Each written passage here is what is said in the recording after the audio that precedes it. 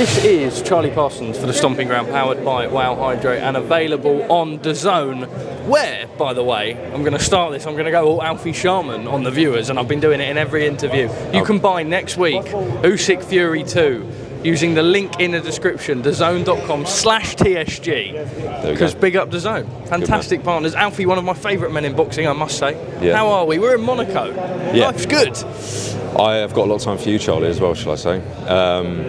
Yeah, look, I mean, it's beautiful here. I've been fortunate enough to be here a few times, never been here for boxing. I was very disappointed to miss last year's show here, which had, I think, one of the most creative promos that I've ever seen, the Wes Anderson number. The Joe Cordina one. Yeah, the Joe Cordina, Wes Anderson number, which I thought was fantastic. So I've had my eyes on this event to participate in and be here, so I'm fortunate enough to be here on Saturday as well. But yeah, you know, beautiful place, as we were just discussing up there, a really strong card. As I mentioned up there, an extremely busy weekend. So yeah, it's good times, good to be talking to you. And yeah, Usky Fury next week, so it's a good time. I feel like these Monegasque cards are almost like the epitome of DAZN in terms of you are now catering for international fight fans. As you said up there, you've got 11 shows over the course of 4 or 5 days. Yeah. You look at this card, you've got an Uzbekistani headlining. You've got Chev Clark fighting for the European in the co-main event. You then go down, you've got a great fight between Maxi Hughes and Gary Cully. Floating a bit of Beatrice Ferreira. Brazil. And Terramona squared, maybe cubed when David Diamante announces it. I love that gag from Eddie, by the way. He copied that from my interview. Did he? Yes. What was your I joke? gave the cubed line and he stole it. It's a really good gag. It's a really good gag. Big up to myself then, but this is the epitome of a little DAZN card, right? I think you're right. Yeah, I mean, global appeal, yes. which is our philosophy, taking sport generally to fans all over the world. Anyone should be able to participate and enjoy the quality and the talent of the boxers that we have on our platform. As you rightfully say, we've got an array of talent all over. You know, some amazing pedigree on the cards. You know, Olympians, former world champions, challenging world champions, unbeaten pros. You know, Chev's over there, who I'm a big fan of. So yeah, I suppose it does encapsulate DAZN. And I think what's super important for us to articulate is that is all in lead up to Usky Fury next weekend, right? Which is going to be huge. It's going to be everywhere. It's the boxing event of the year. These are some unbelievable fights on here. For your boxing purists, this is an unbelievable card. We hope a lot of people come on our platform and enjoy those 11 shows, 70 fights this weekend on DAZN all over the world. I mean, it's quite crazy when you think about it. And yeah, I hope that fans can see that it's our commitment to international boxing at varying levels. We've got some small hall shows in there, and then you've got right the way next week to Riyadh, beautiful settings in Monte Carlo. So yes, short answer is I think you're right, it does encapsulate the DAZN product. Next week is absolutely monumental. Yeah. It's not for Undisputed, unfortunately, but I feel like we're in a kind of a position where, with respect to all the sanctioning bodies, it doesn't matter. The fight sells itself. Huge. It's huge. This is legacy. Eddie just said it's almost like the fight for greatness in terms of all-time greatness. Yeah, it is. And look, I mean, you've just said something there that gives me mild kind of, I wouldn't say PTSD, but makes me nervous when fight sells itself. We need to still sell it, you know, not to the sense that everyone knows the quality, but my job is to get people to watch it on DAZN, of course. So we've been spending a lot of time in the background working on, of course, we have an abundance of people all over the world who enjoy our shows every week. We expect to welcome them back to our platform next weekend. But you know, we're in a competitive landscape in the UK in particular, and we need to demonstrate to consumers in those markets why DAZN is the place to watch. You know, we feel that we are the global home of boxing. I think we're unrivaled in that claim now with the volume compared with the position next to the quality. But for this particular event, you know, we have an abundance of exclusive content. We have an abundance of alternative viewing experiences, 8 alternative commentaries. So this is what I was going to touch on. You've got 8 alternative commentaries. I've already heard briefly about the broadcast team. I don't know if you're able to disclose or share. I'm not just yet, no. But all of our usual key guys will be there who we feel is the best in the business, but some surprises along the way, some people who will be involved, which again, these people can only be in one place at one time, so it's good for us. But yeah, we spend a lot of time, Charlie, on making, it's more for us than just the card, but certainly more than just the 30-minute fight, should it go the distance. We had an interesting interview on Batavia Bivol Week, and we spoke about the product itself and maybe the lack of shows that I felt that there were in the UK.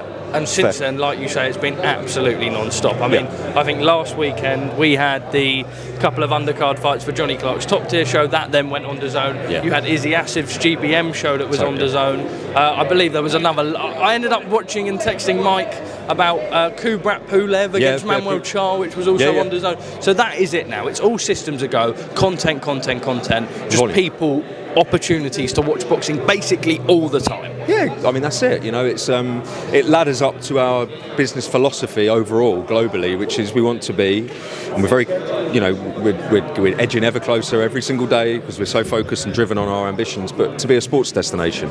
And believe it or not, the number one priority for us on us to deliver against that objective is frequency of content. If you are a boxing fan and you head to DAZN, as I say, as today as an example, there's boxing for the next 72 hours all over the world. And your point on the languages, we're very proud of that. We're very proud to be able to. Inclusivity is important to us. I stand by it. But boxing, sport generally, is for everyone. Everyone should be able to be involved in that. And also, we want people to enjoy it in their native tongue. So if it's available, we encourage people to obviously take advantage of that because it's something that only we provide, and we're very proud of that. So it's a good time. More volume, more fights, a variation of shows, and 2025, we're putting the pressure on ourselves to continue it. So that is just where I was going to pick off lastly. Obviously, everyone's looking forward to Saturday night, next Saturday with Usky Fury 2, but I know internally the conversations are scheduled for 2025. I've been trying to push and get little bits out of Eddie. From what I'm hearing, it looks like it's not little bits and bobs actually, which you may not be delighted to hear. We got announcement plans. Yes, but I'm hearing it's very just all systems a go.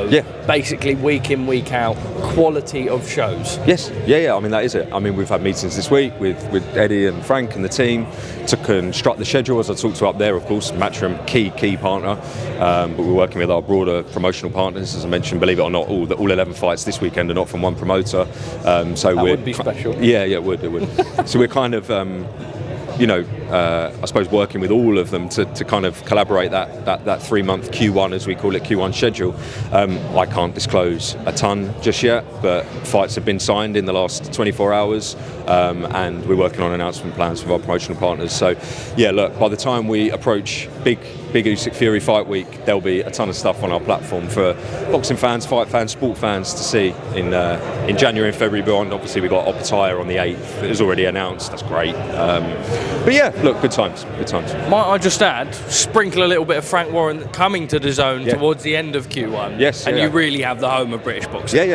Amazing deal. I mean, you and I spoke about it. I'm glad you referenced it. The challenge to us, which I agree with to a degree. At that moment in time in October, we were just off the back of a lot of international shows. But that's not always your fault. No, of course it's not. We're a global broadcaster. We have to acknowledge that we have a lot of people in Australia, a lot of people in over 200 territories. I'm not going to list them all, who we need to cater for. The UK is a huge boxing market, and we need to continue to quench the thirst of boxing fans in the UK. And there was probably a period of time maybe that you could argue that wasn't done so. We've just come back off of October right the way through to where we are now, where we've had a Sonny Edwards, Jack Cattrall, Prograis, amazing subscription fights.